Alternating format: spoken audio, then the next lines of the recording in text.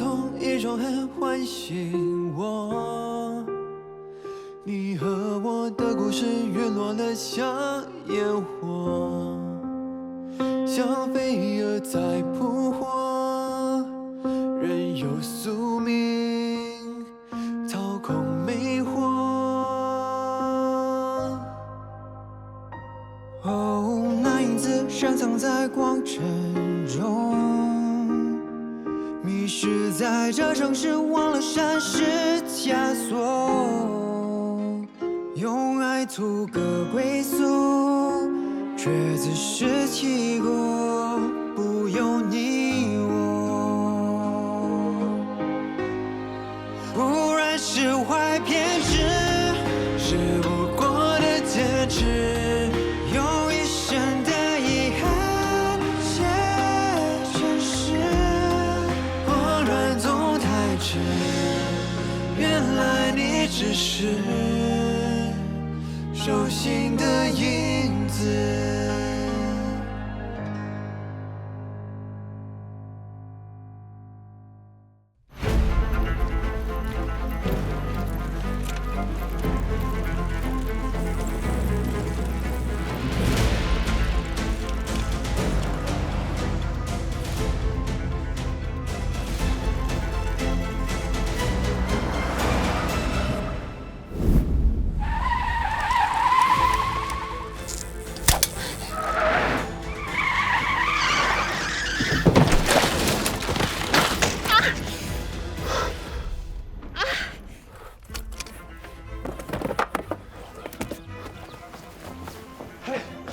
对不起啊，我刚刚没有看到你。哎，你的手受伤了，会不会很痛啊？你的脚呢？还能站吗？怎么了？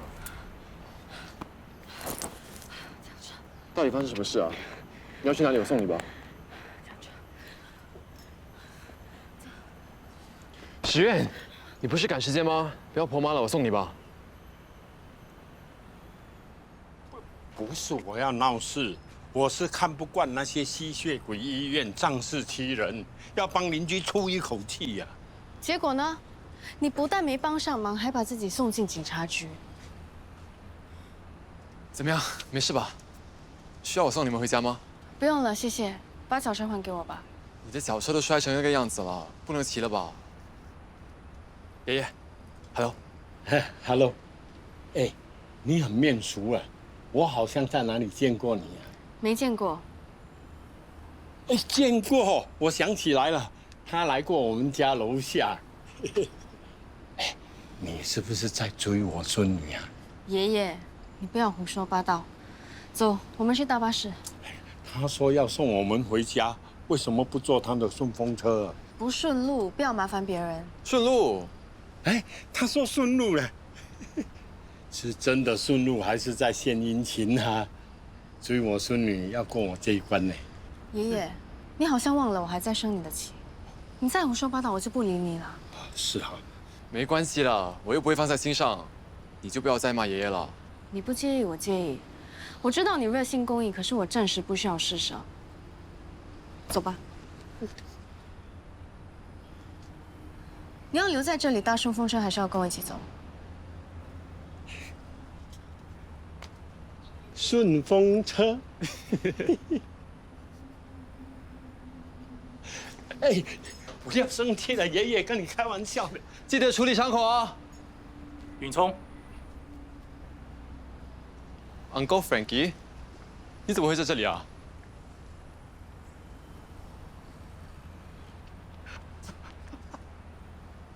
不要跟我说爷爷去闹事的医院就是康龙。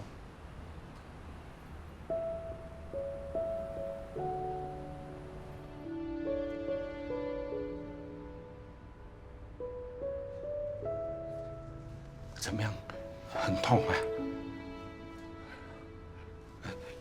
爷爷帮你贴。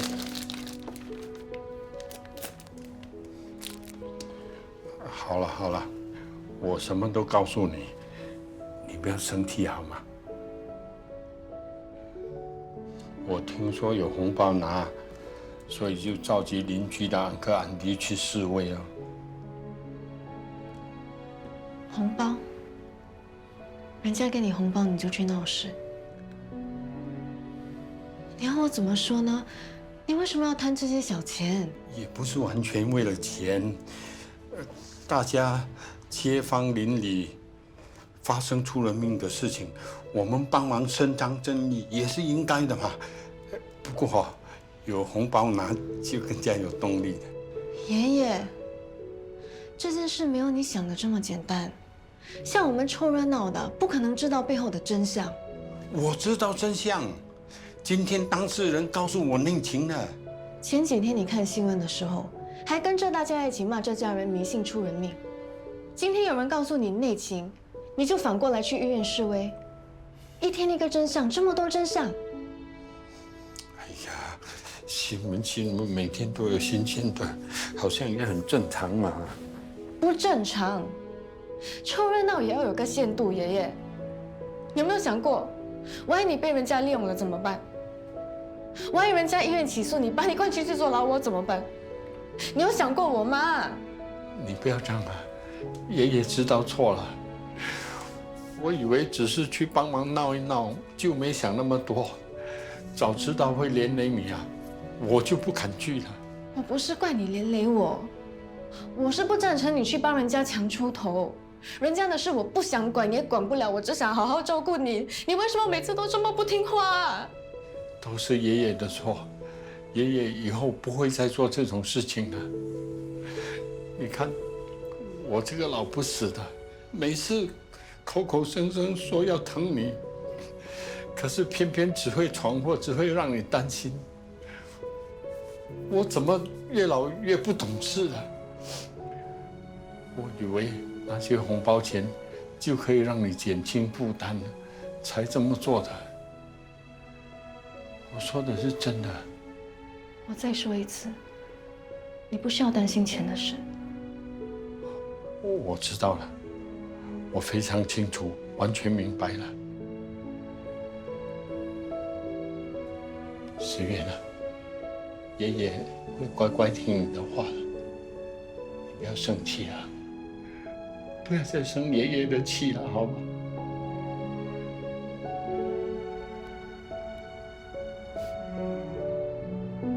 如果我能说服爷爷不要再去闹事，你们能不能放过他，不要起诉？事情闹得有点大，老人家示威的视频在网上传疯了，不好处理啊。Uncle Frankie， 我能看得出来10月的家境不是很好，如果被康龙起诉，他们一定很狼狈的。医院经常要面对病人的无理取闹，如果觉得大家都可怜的话，最后狼狈的只有我们了。可是上法庭不是解决问题的唯一办法啊，人犯错都是有原因的。别人的原因都不重要了。你就给我多一点时间嘛，网上的事我们网上摆平，保证不会给你添麻烦的。就算我们不追究，示威也是犯法的，不是说你要帮忙就可以帮忙。知道了，不过你能帮就帮吧。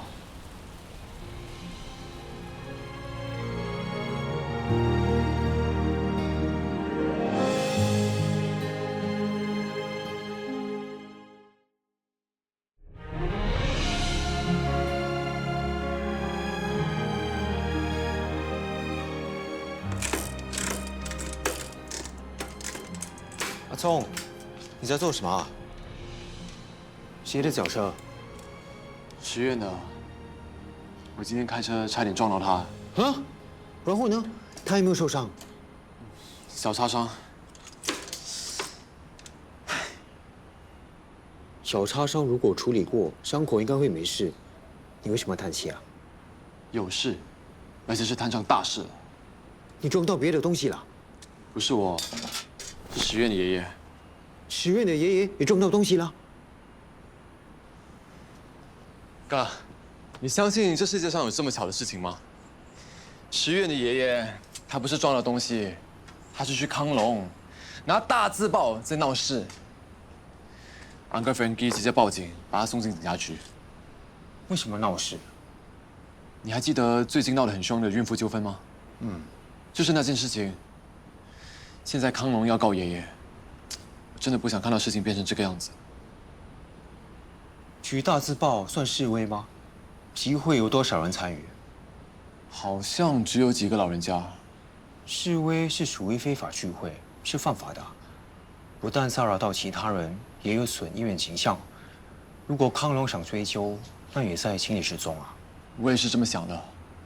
爷爷这次真是理亏，但我什么忙也帮不上，所以我就想，至少把实院的角色修好，我心里会好受一点。那他知道我们和康荣的关系吗？你放心吧，一直以来我都不想别人把潇洒人和康荣联系在一起，我们的身份比较特别，我是不会告诉他的。那死的是他的亲人？我没有听实院说起，应该不是吧？那为什么老人家闹事啊？这一点我也一直想不通。重要吗？重要。人做每件事都有动机，如果事不关己，没有切身之痛，那老人家的动机是什么？你说的挺有道理的。那如果这件事情没有那么单纯，就算我们解决一个爷爷，之后很有可能会有其他的爷爷排着队闹事。Uncle Frankie 如果想解决问题，那事情很有可能有商量的余地。你要去查吗？我想去了解一下情况。那你会见到罗史月吗？应该会吧？你找他啊？我想证明一件事。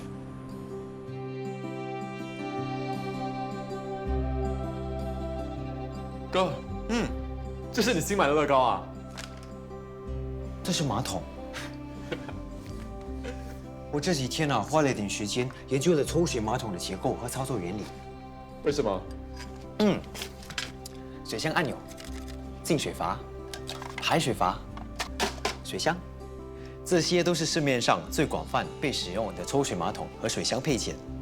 一般上呢，抽水马桶故障离不开几种原因，其中包括按钮螺丝过短，按压不到冲水机关，或者进水阀故障导致马桶进不了水，还是进水过满溢出来，也有可能呢是浮水桶位置过低，水量不足，冲劲小等等。如果这些故障不是配件损坏，一般上呢是可以自己动手修理的。例如哎，等一下，哥，你为什么花时间研究这些？因为我想了解抽水马桶的操作你通常都不在意别人的评价，就为了反驳实院那一句话，你花时间研究马桶啊？因为我不服气。所以你现在会修马桶了？马桶虽然有很多型号但是机械原理大同小异。那你打算表演给他看吗？不勉强，有可能他已经在反省了。哥。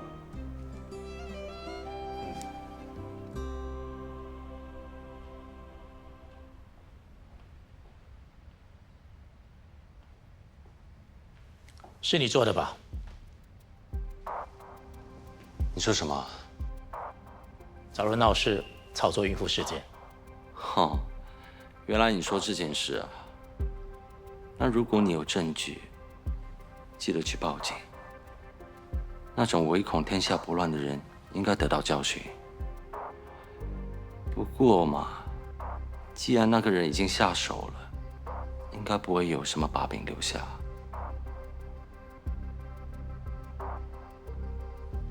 有时我真的很同情你，一直接到老板的不可能任务。他是我老板，也是你的上司。你知道吗？前阵子我牙疼得厉害，一直舍不得拔掉，怕空了一个位置咬东西不习惯。结果牙医告诉我，坏掉的留着也没有用，就好像现在的康龙总裁，他的那套已经过时了。现在我们这群人当中，就差一个会拔牙的牙医，而我刚好有兴趣想做这个位置。我不是瞎子，你会做事我知道，现在的打工人只要薪水照发，换谁做上司都是一样的。但哪天你想通了，想改口叫我老板，我也 OK。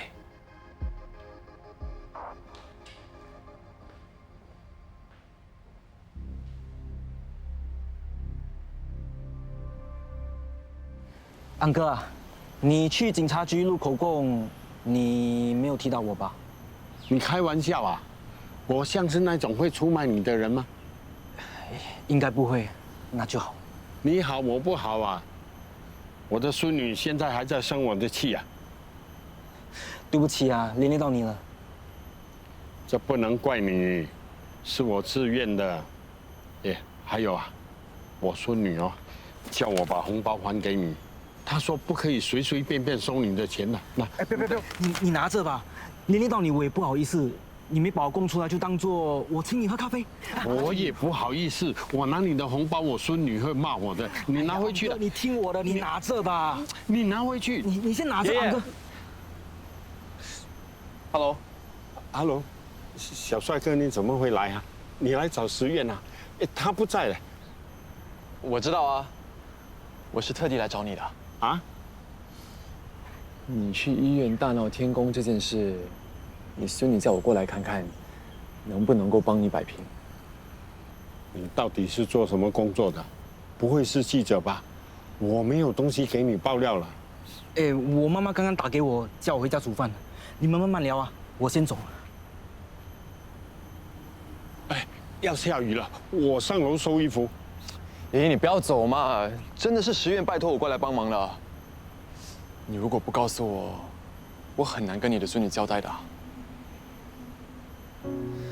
走吧，我陪你喝咖啡。走。你的意思是，有人无条件资助死者的丈夫去打官司？哎呀，你不要讲这样大声啊！为什么有人会做这种吃力不讨好的事情？不可能，对吗？我也是觉得不可能啊。劫富济贫我看过，但是这个年代大侠已经绝种了，所以石院说我是被人利用的。那幕后的人有没有跟你联系？当然没有啦，一直都是死者的丈夫跟我聊的。那些人只是联络他。所以是死者的丈夫让你去医院闹事了？不是他，是我自己要去的。你不方便说也没有关系，你把联系号码给我，我自己跟他谈。哎呀，你不要再问了，这件事已经大结局了，我不想很多人被牵扯进来。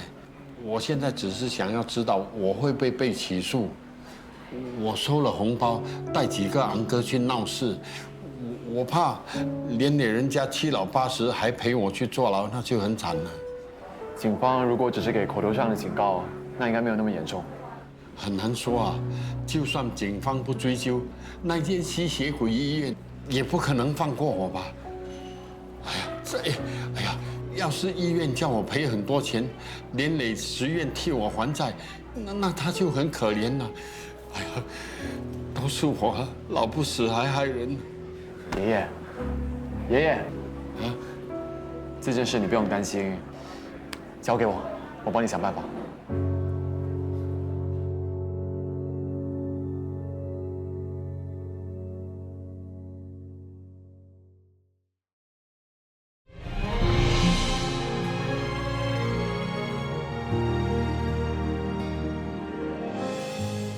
什么事找我这么急？不能在电话里聊。阿哥 Frankie， 我正好在附近，觉得见面聊比较好，所以就过来了。到底什么事啊？就是那个孕妇死在医院的事情啊。我得到可靠的消息，原来有不相干的人资助他们起诉医院。你从哪里听来的？就是那天带头闹事的爷爷，我从他那里探到口风。我怀疑有人在背后教唆受害者的家属，把事情闹到法院去。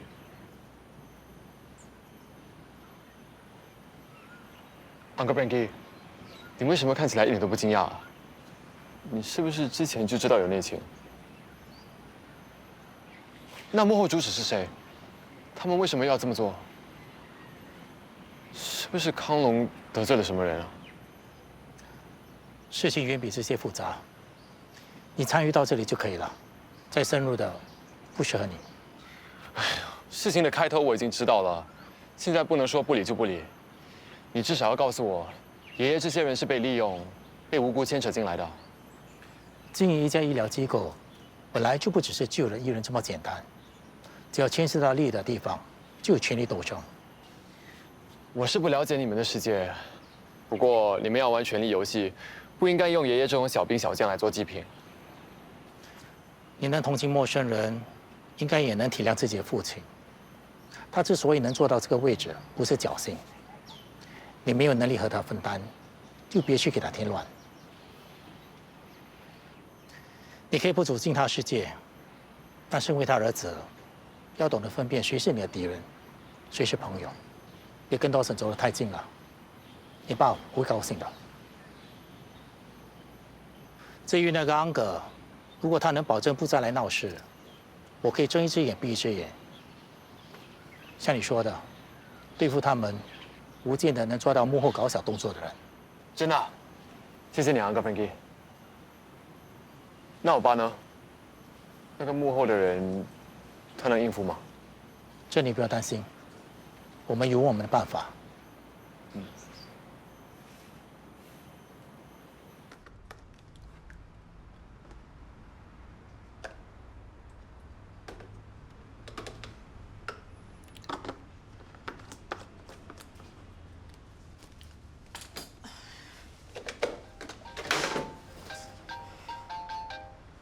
Hello， 喂，石远啊，是我顾允聪。怎么会是你？你怎么有我电话号码的？你这几天怎么没有去疗养院？我是在想，你的脚车在我这里，你怎么去送餐呢？谢谢你的关心，不过我应该不用跟你交代吧？你是没有这个必要，可是别人的东西在我这里，我很不安心。我想尽快还给你。你接下来会去疗养院吗？你直接把小车放在那里就行了，谢谢。喂，喂，先生，你的脚车要换新的吗？这个脚车不是我的，修好了要还给别人的。哦，好吧，那2台轮胎我都帮你换新的吧。好啊，这样吧，所有可以换新的 spare parts 你都给我换新的。可以。你的刹车线是怎么断的？一般上脚车的刹车线都很耐用，很少一次断2边的，除非被剪过。是吗？这台脚车的主人比较容易得罪人，可能是仇家吧。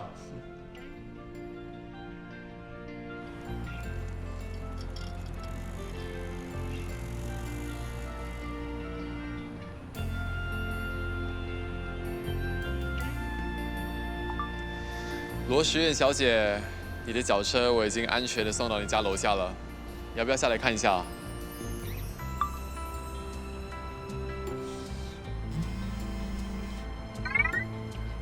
放这就好，谢谢。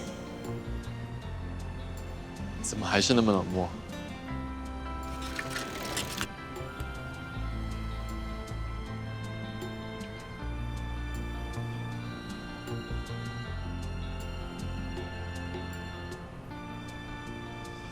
你真的不下来啊？那我先走了，脚车已经帮你停好了。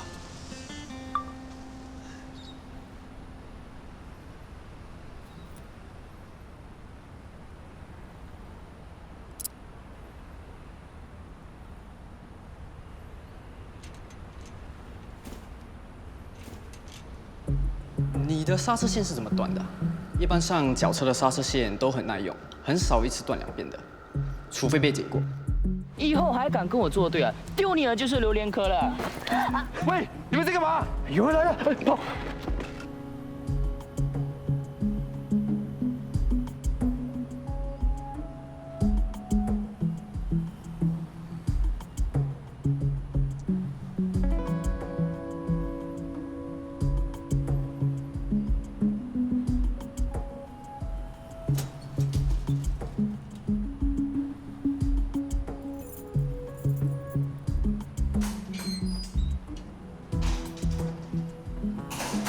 林明辉，你又跑哪里啊？老师打电话来，又说你今天旷课了。在学校开除你才。罗时苑，你住在这里啊？你怎么会在这里啊？我跟着那个……你怎么知道我住这里？你跟踪我？我没有，事情不是你想的这样的。你可以不要这么幼稚吗？我真的是跟着你弟弟才会上来的啊。他不是我弟弟。不是你弟弟，那你们两个住在一起？请问我需要跟你交代吗？是不需要了。那就好，以后我的事情你不要再管了，谢谢。我真的没有打扰你的意思，我也知道我这样纠缠你，你肯定很讨厌我的，所以我今天来原本就是想把脚车放下我就走，可是刚好看到你弟弟，就是那个不是你弟弟的小屁孩在那边搞破坏，他剪了你的刹车线，所以我就跟他上来喽。你看到他搞破坏，可是没有当场阻止他。啊。你大费周章跟着他上楼，然后再跟着我来到这里，告诉我他搞破坏。好像是这个样子，没错。你不觉得自己很好笑吗？我没有当场阻止他，是因为我们就算阻止了现在，也不能阻止以后啊。我相信每个人在做坏事的时候，都会有自己的原因。就好像当初我在疗养院看到你拿药，我也没有当场拆穿你，不是吗？我知道了，原来你有这种癖好。什么癖好？就是被你抓到错误之后，会不断被你要挟。喂，我不是这个意思。罗时苑，摔坏了，我找人修理的。单给我，我会还你钱的。不用还。哎，你现在不能骑车，刹车线被剪了，在路上会有危险。是吗？我觉得没事啊。现在没事，不代表在路上会安全。你在疗养院摔坏了脚车，就是因为用力过猛，被剪了缺口的刹车线才会断开的。谢谢你编的故事，编得很动听。不过我现在赶时间，请你让开。我没有在编故事，那个小弟弟不是第一次捉弄你了，先是泼你咖喱汤，然后又三番四次的破坏你的车。你这样一直让着他，他会更嚣张的。让开。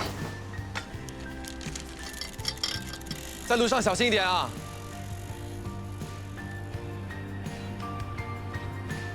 爷爷。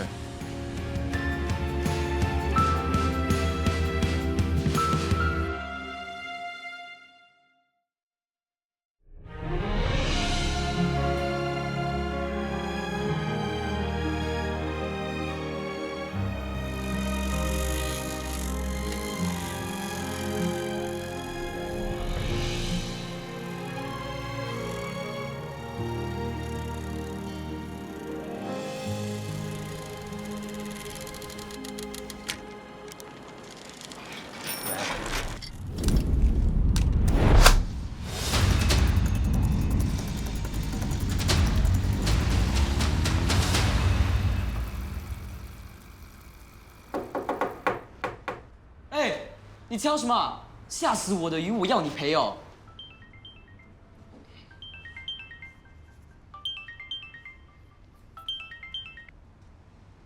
喂，找谁呀？啊？你说清楚一点。罗思苑。对对对，她是我孙女啊。什么？她送外卖出车祸，现在在医院。这在哪一间医院啊？哎呀，怎么会这样呢？他平时很小心，怎么会出车祸了？好，我现在过来，现在过来。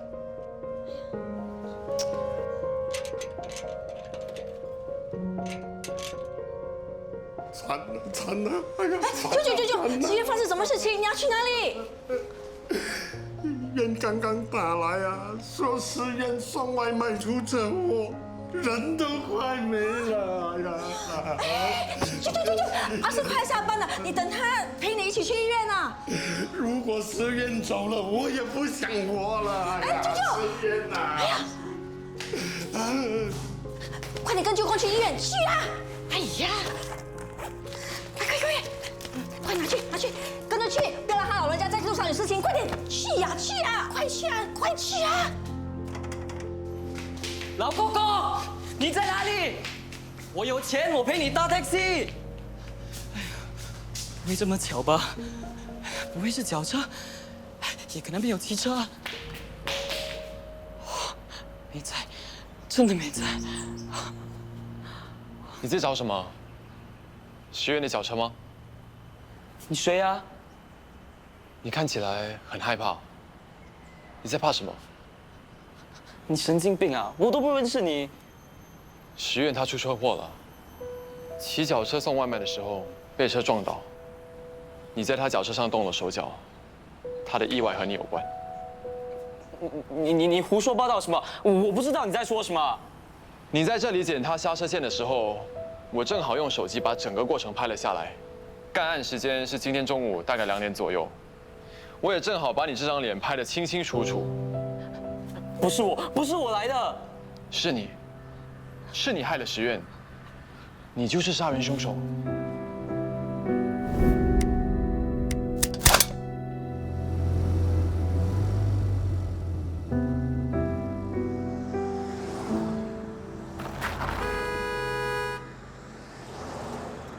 你如果不相信，我可以播 video 给你看，你可以慢慢研究，拍下来的那张脸到底是不是你的。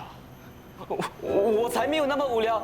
哎，你到底是谁我都不知道，为什么我要相信你？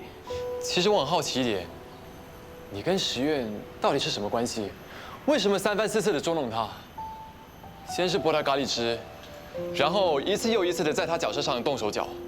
我没有，你乱说。我刚刚帮他把刹车器修好，把脚车送回来这里，一转头就看到你鬼鬼祟祟的蹲在这里搞破坏，你还说不是你？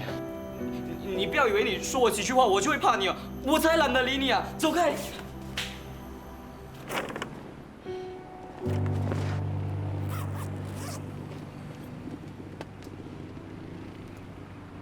现在不能骑车，刹车线被剪了，在路上会有危险。是吗？我觉得没事啊。现在没事不代表在路上会安全。上次你在疗养院摔坏车，就是因为用力过猛，被剪开缺口的刹车线才会断开的。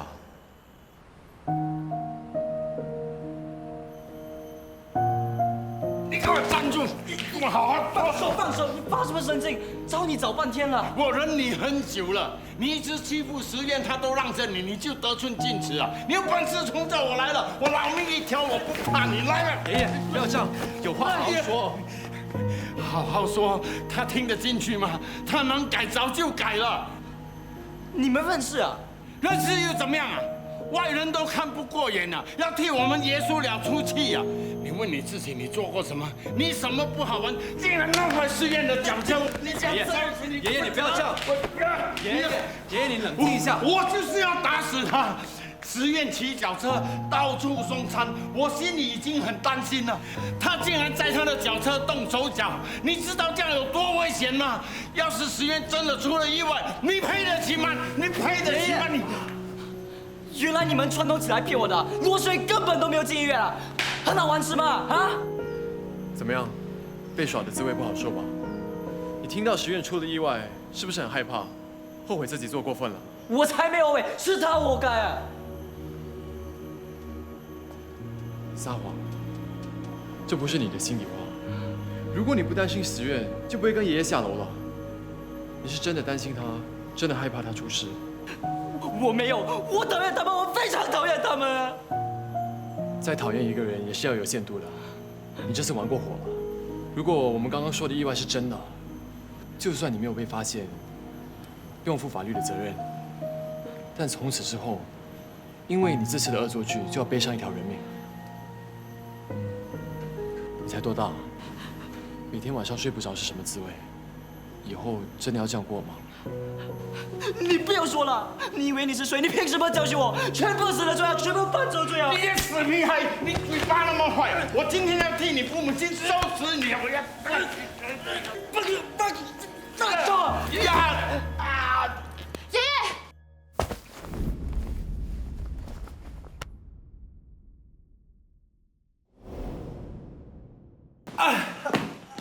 爷爷，你没事吧？我没事，我没事。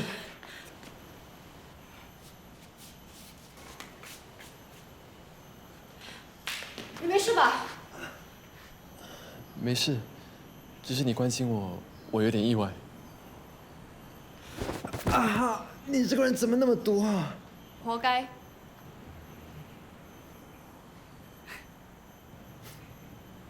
啊，痛，放知道痛就好，还不给舅公表姐道歉。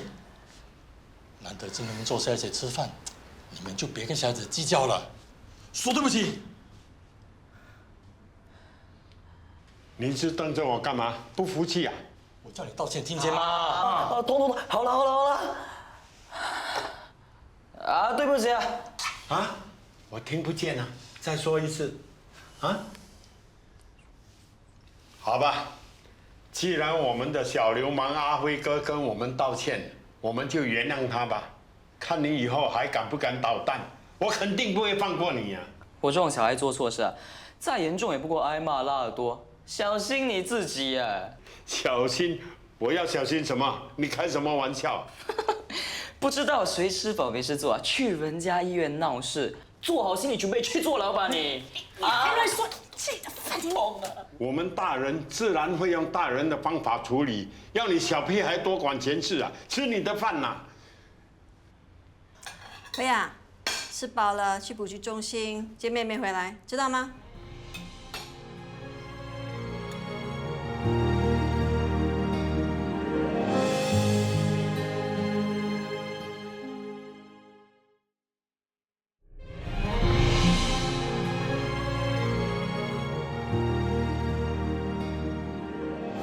我们错了，去康荣医院闹事，是我们不对。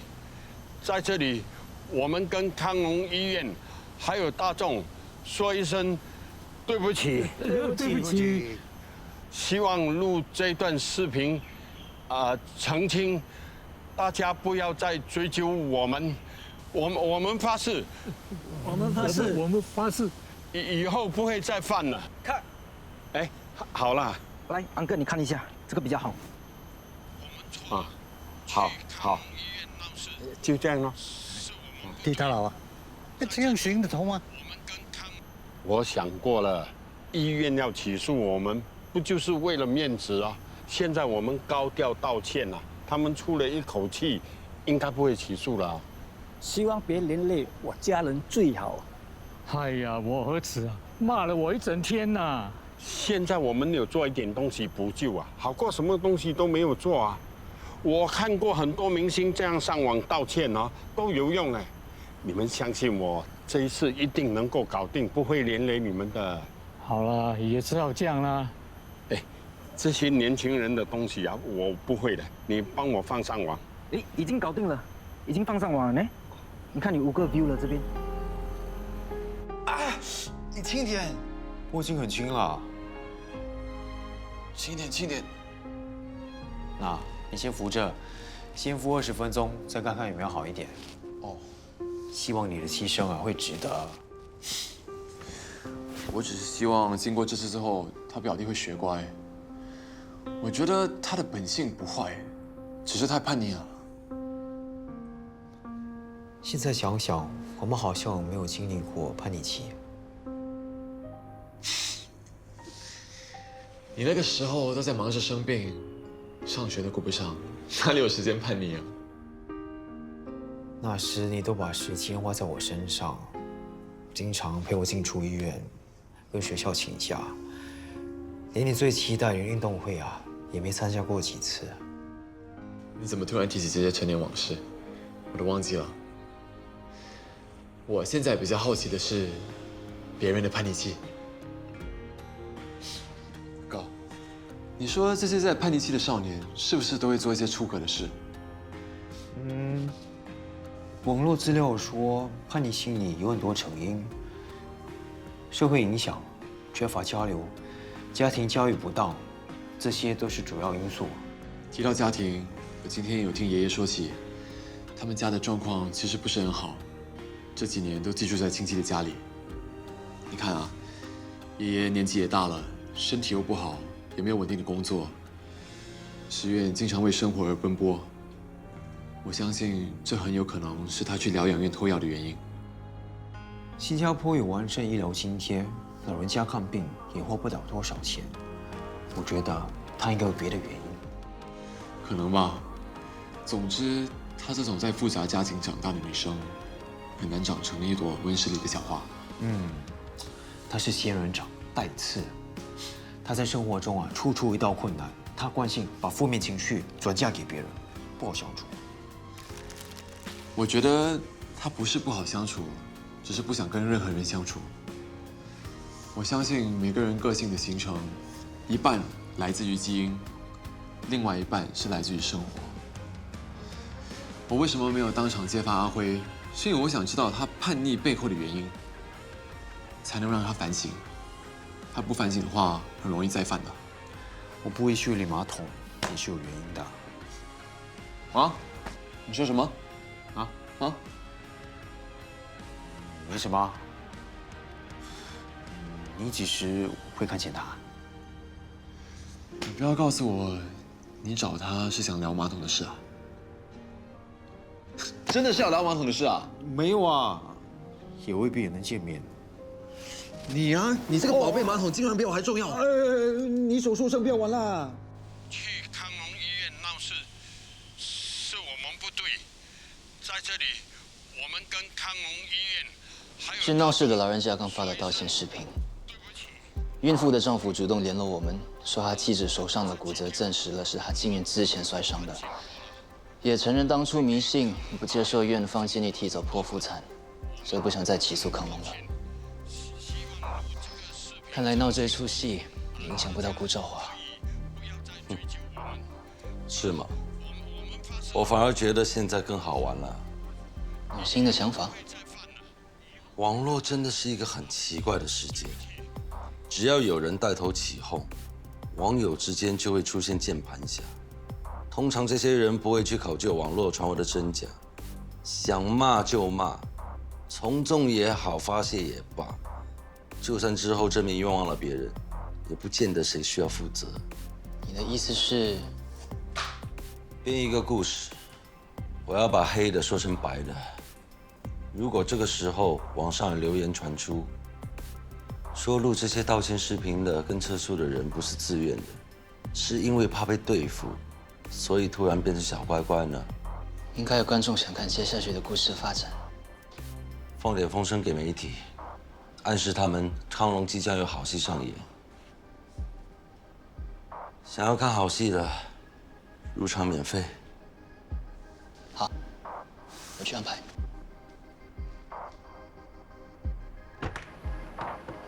Dawson， 康隆有事宣布，请问是跟最近的医疗纠纷有关吗？网上传言康隆打压为这起事故发生的人，有这回事吗？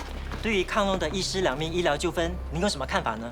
身为机构股东之一，可以表达你的立场吗？抱歉，庄先生不接受任何采访，在下辛苦了。张先生，庄神，张先生。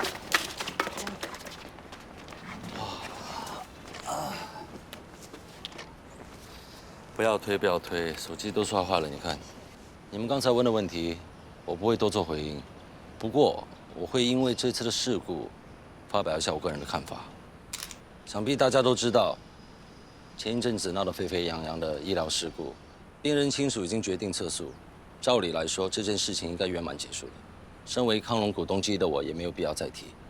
毕竟这种事情发酵越久，无论输赢，受损的都是康隆的名誉。